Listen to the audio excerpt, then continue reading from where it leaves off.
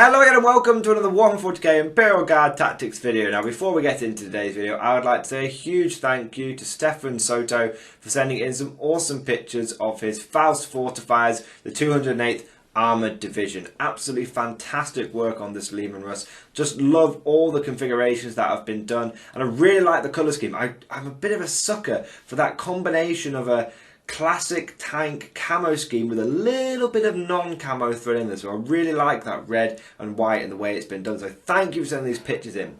If anyone else has got any cool pictures that they'd like to use in my videos, please post them on my Facebook page or email them to me at mordianglorytv@gmail.com. And don't worry if you can't remember that because you're an Ogan who hasn't had his bonehead surgery yet.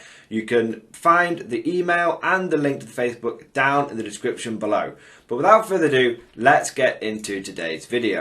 So the Psychic Awakening the Greater Good supplement for the Imperial Guard has been out a while now, and in fact when it first came out it was an 8th edition, and now we're in 9th edition and the state of the game has changed somewhat. And so what I want to do today, guys, is do a little bit of a re-review of the tank ace traits that were released as part of that book. You see, I actually did an initial review of this, of the whole book, but especially of tank aces, when it first came out. But like I said, things have changed, and I think that there were a couple of red herrings in there, and a lot of assumptions that people made when the book first came out that have actually changed over the last few months as the book has come out and since we've changed edition. So I'm going to do a quick revisit of those tank ace traits and basically go through which ones are, in my opinion, I hate using that phrase, which ones are. I'm going to commit to it, and you can criticise me if you think I'm wrong, but I'm committing to it. Which ones I believe wholeheartedly, 100% are the best ones from that book, and which ones were a little bit of a red herring. So, or should I say false flag? Not sure that's the right term. But anyway, you know what I mean. How's my perception changed since the book came out? So, we're going to start with the main battle tank aces, okay, and these are on page 60 of the Greater Good supplement. Now, the first one that we have here, these are ones that can be, just to clarify, in case anyone's stumbling across the video for the first time, tank ace traits are things that you can upgrade your vehicles with, and you can take 2 of them. You can take 1 for 1 command point, and you can forfeit taking a warlord trait for another one, okay? And they're broken down into 3 categories. Main battle tank aces for your Leman Russes, support aces for your artillery, like your Basilisks and your Manticores, and your super heavy aces for your, well, anything with the Titanic keyword, essentially. So, let's go through the main battle tank aces first. Now, the first one we have here is Master of Mechanic. When resolving an attack made with a ranged weapon against this unit, reduce the damage characteristic of the weapon by 1 to a minimum of 1 for that attack. I think that one was seen as really powerful when it first came out, especially when you could combine it with the custom regiment trait that allowed your vehicles to heal a wound every turn, pretty much guaranteed. And there was a sort of perception that combining these 2 things would make a really durable Leman Russ. However, with the dawn of 9th edition and with the dawn of this being the addition of Melter, the ability to reduce damage by 1 is not as good as it once was on tanks. Simply because it used to be that everyone spammed damage 1 and damage 2 weapons. Everyone spammed damage 2 weapons more than anything. And Plasma was king in 8th. And so reducing all those damage things down to 1 was a really big deal, because it meant that you were essentially halving the damage that you were going to take from a lot of your enemy's firepower.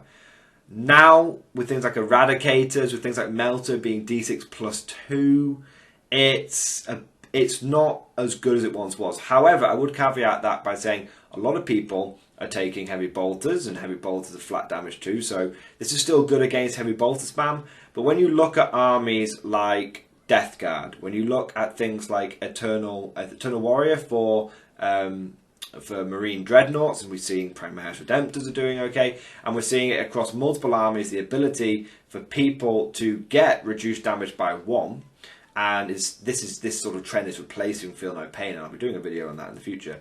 But the point is that reducing damage by 1 is relatively commonplace now, which means people are not taking as many damage to weapons. In fact, people are overloading that reduced damage by 1 thing by taking multiple mega damage weapons, D6 plus 2. We're seeing a lot of damage weapons become 3 plus D3. I think if you look at the Dark Elder vehicles. All their Dark Lancers went to a minimum of like 4 damage essentially, because it's 3 plus D3 on the Bright Lancers, I believe.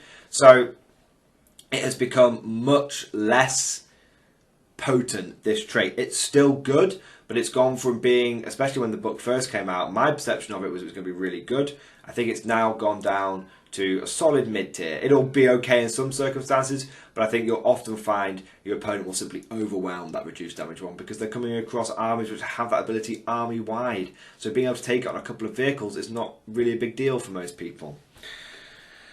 The next one, slow and purposeful. In your shooting phase, when resolving an attack made by this model, if it did not move or moved a distance less than half its movement characteristic in the preceding movement phase, reroll wound rolls of 1. This one is fantastic. Okay, I think this was a bit of a sleeper. I think a lot of people, when they saw main battle tank aces, they jumped straight over to Weapon Expert, which is the one we'll be reviewing after, which basically gives you an extra AP on your turret weapon. And everyone was going, AP -1, Punisher Cannons, those are insane, yeah! And I think, interestingly, we're not going to talk about Weapon Expert just yet, but I think Slow and Purposeful was kind of overlooked. But with the advent of things like Demolisher Cannons, and with the ability to essentially wound nearly anything on 2s, unless it's a vehicle, but anything up to +5, even the heaviest infantry, even Custodes, you're wounding them on 2s. Having a vehicle which can hit on 3s, re-rolling 1s, and then wound on 2s, re-rolling 1s, means that you are slamming through so much damage. It is a really powerful one, and if you're not taking full payload manticores, obviously a lot of people will, but if you're not taking full payload manticores and you are taking 2 tank ace traits, for me, Slow and Purposeful is the best one.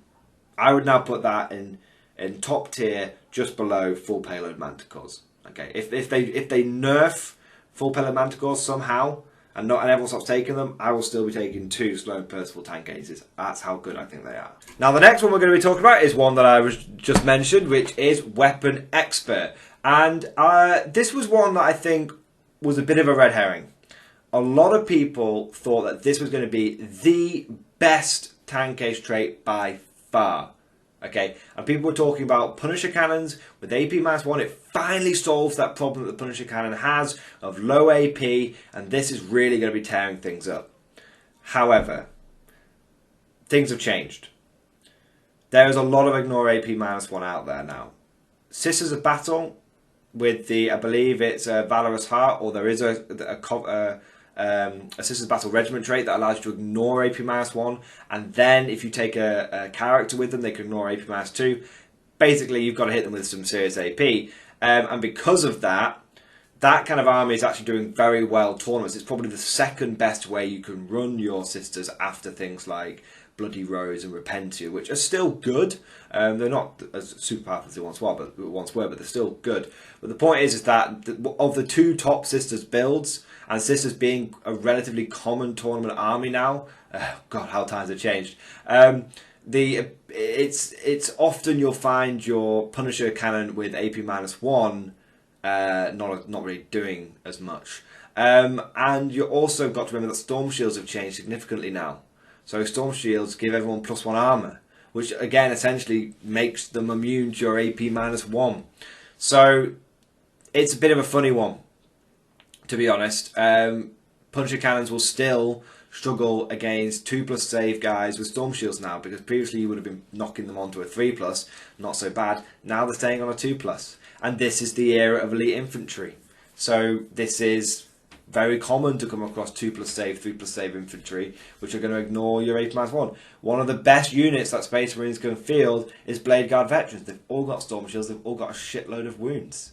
You need to be able to overwhelm them with big boom boom guns. And then the problem with this trait is that it doesn't really serve very well on big boom boom guns, because if you put it on like a Demolisher Cannon, for example, it's going to go to AP -4. Well, you don't need AP -4 on Demolisher Cannon, because you are more likely to hit some sort of invulnerable save before you need that AP -4. Typically what you'll find is you'll be hitting people who are either going to be on a 2+ armor save or 3+ armor save and a 4+ invulnerable save. So you don't really need more than AP -3. And if you come across those aforementioned sisters, AP -3 is more than enough for them, because you're going to start hitting 4+ invulnerable saves with the sisters as well. So yeah, AP -3 is enough, and therefore, and demolish cannons are the most potent thing. So unfortunately, weapon expert is a bit of a red herring. And again, most people are going to be taking full payload manticores as they are the best one, and we'll be getting to those shortly. Now let's take a look at the next tank case trait, which is Armoured Rush. In your shooting phase, this model can shoot with turret weapons it is equipped with, even if it has advanced this turn. No, not very good. I don't think this was seen as a particularly good one. There may be something, maybe a bit of a blind spot I have with this being quite good around Talan, because I believe Talan can move and advance with vehicles with no penalty as per the FAQ. Correct me if I'm wrong there. But Talan vehicles, typically, like any Lehman Russ, you don't want to be moving and advancing, really. You want to be moving half so you can get maximum amount of shots from your Lehman Russ, which is why slow and purposeful I find is so good, because it ties in with... It sounds like it's a restriction, but it's not, because you're very rarely going to move your Lehman Russ over half inches anyway, half movement anyway. So unfortunately, I don't know if Armoured Rush is very good, and I think I said it wasn't very good when it came out, and I'm sticking with that stance there. Please let me know if you think I'm wrong. Up Armoured, this model has a save characteristic of 2+. Perfectly mid-tier. Perfectly okay. We're in an edition where Melter is everywhere. It will mean you'll get a save, but you'll be getting a 6+ armor save. But then if you are in cover with this trait, then you will be on a 5+ armor save with your vehicle, which isn't insignificant.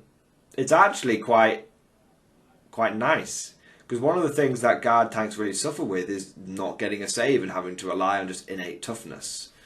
Well, this will mean you'll have innate toughness and you'll have a 5+ save, which will stop 33% of those melter wounds coming through. So I think this is a bit of a hidden gem. And again, I think this is quite a good one for keeping your tanks alive. When you combine this with things like Psychic Barrier and with Night Shroud, it's quite good. However, and it's a big however, it doesn't quite work. Because if you're taking a competitive guard list, more than likely you're going to be taking some Bullgrins, and Bullgrins are a better source of 2+ save, and Bullgrins are a better source of a better target for your Night Shroud, they're a better target for your Psychic Barrier. So it's a bit of a funny one. What I would say is, if you're not taking full payload manticores, and I've said that a few times and we'll get to that in a minute, but if you're not taking full payload manticores and you really want to have just as much 2+ save in your army as possible, then taking these and spamming them with some Bullgrins, or taking 2 with the Bullgrins, you're going to present a very durable armoured front. So there is something to consider. Steel Commander, tank commander models with this ability can issue 1 additional tank order each turn. Yeah, it's alright. It's okay. The problem is that what you're going to be ordering? The basic Lehman Russ. Well, no one takes the basic Lehman Russ. That's the problem. If we could still take Conquerors, maybe it would be alright. You could do some strike and shrouding with that. But even then, the problem is that there's no target for it. It's a good trait in theory, but unlike infantry squads, no one's turning up with more than 3 Lehman Russ tank commanders, so it's a bit of a funny one. The way I can see it being useful is you could take this, and then when you're going for Vestroyan, you can issue an additional. You can take another tank and turn it into a pseudo tank commander by combining this with Firstborn Pride, and you'll have 4 tanks, all hitting on 3s, rerolling 1s. And it will only cost you 1 CP to do that via Firstborn Pride, rather than 2 command points to do Inspire Tactics and Firstborn Pride to get the same ability. But the point is that you can replicate it elsewhere, and it's only going to cost you more CP. And guess what? Guard don't have a lot to spend their CP on anyway.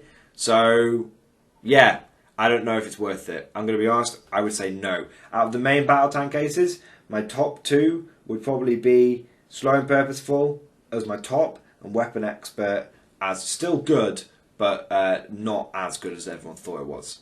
So those are my top 2 there. Then we get onto the support aces. There is pretty much only one to talk about, which is full payload. Okay, and in all honesty, guys, I probably could have started this video and just gone, tank cases. The only two you ever need to consider are full payload. The only vehicles you ever need to worry about putting this on are manticores. If you do anything else, you're an idiot. And I could have ended the video there, but I wanted to try and be comprehensive. But it can't really be overstated, guys. Full payload manticores, full payload tank cases on 2 manticores is the top tier competitive thing to do. It is part of the competitive core of almost any guard list. And for you want to know what full payload is that it means that your weapons that have a random damage characteristic, so your basilisk and your manticore, do the maximum damage they can do. So it means your manticores and your basilisks are doing a flat damage 3.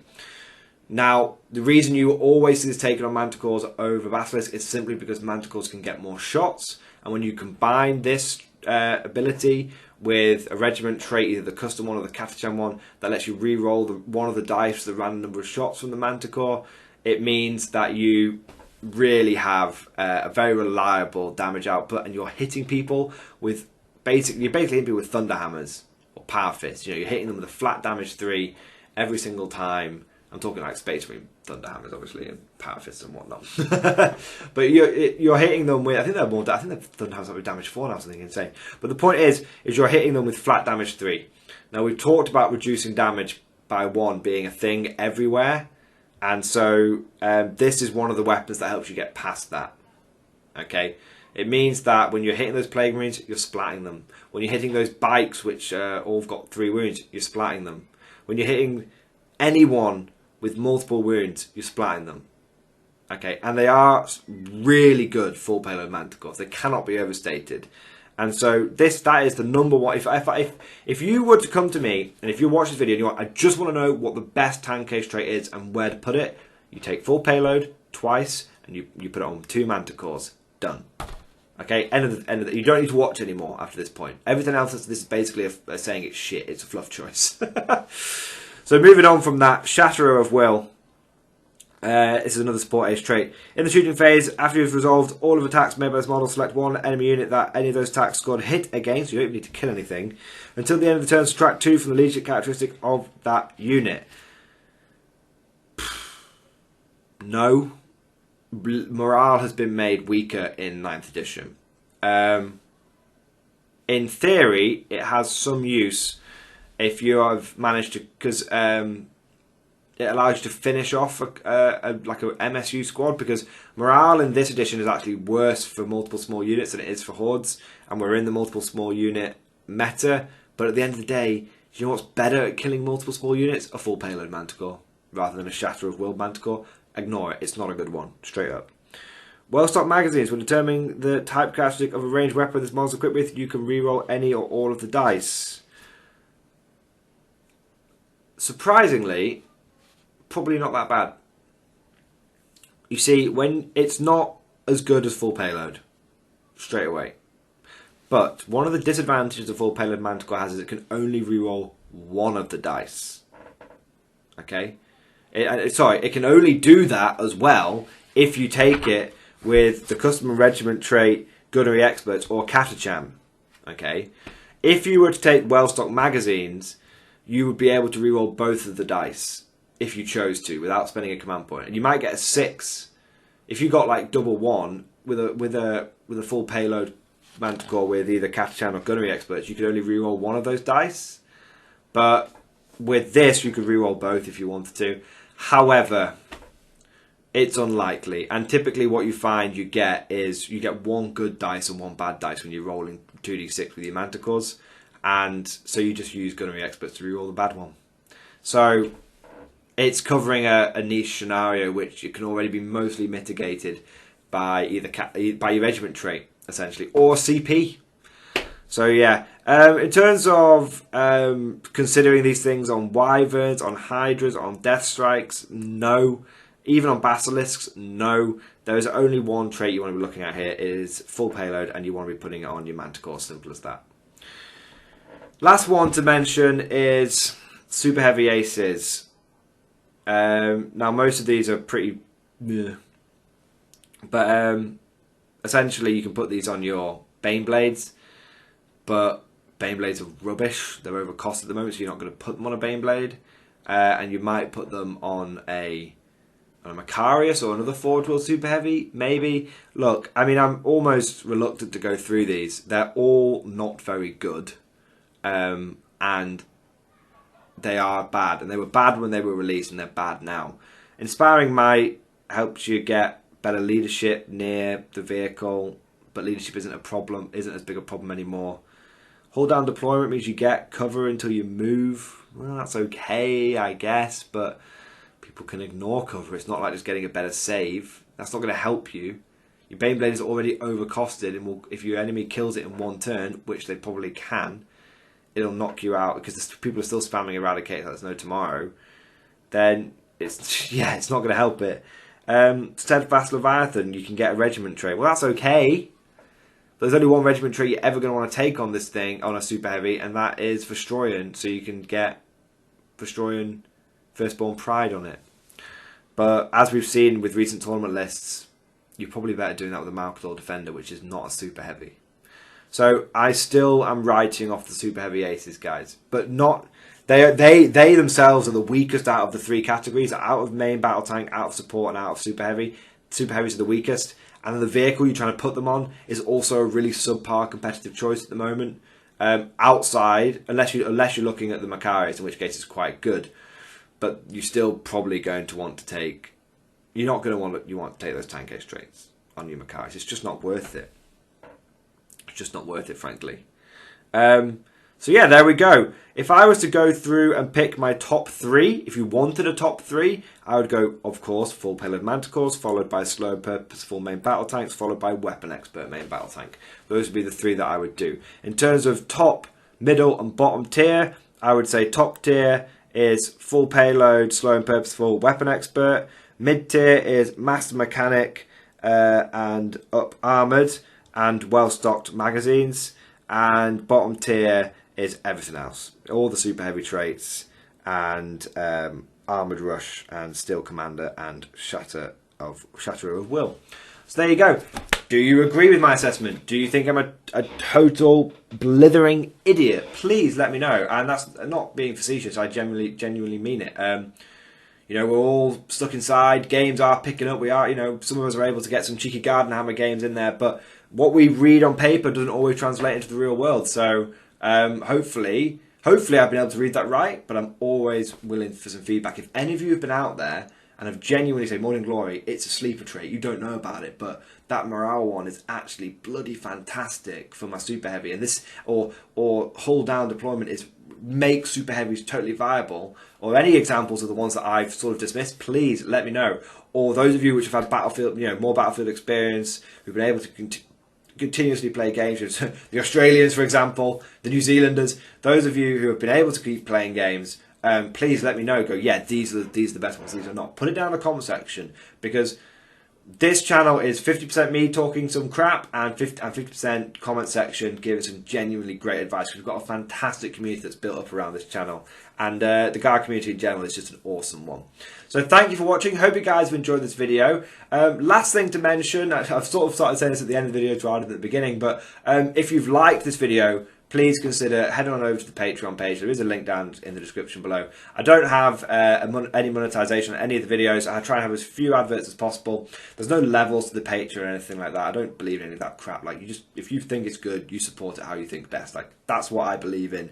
I do this. I try and run an honest game over here. But yeah, if you have liked it, please consider donating some money. $1, $20. It doesn't matter to me at all. I'm just really grateful for anything that I can get. And also, goes without saying, but I'm going to say it, and this has kind of been a bit of a catchphrase for this part now, but a massive thank you to my current Patreon supporters. You guys are absolutely fantastic. We've got some really exciting projects coming around now. All the money that gets given to me by Patreon gets reinvested straight back into the channel. I don't take anything from it. And so we've got a new YouTube studio that's up and coming for all the battle reports. It's going to be themed like a sort of Imperial Guard command bunker. It's going to be ace. I've been doing that today. I've been painting, decorating. It's going to be great. We've got new terrain. I'm looking at heavily investing in some battle systems terrain. If you haven't heard of them, go and check it out. And all of this kind of stuff is possible thanks to the awesome support of my Patreon supporters. You guys are legendary. And I mean that, and every time I say it, I mean it. Hope you guys have enjoyed this video.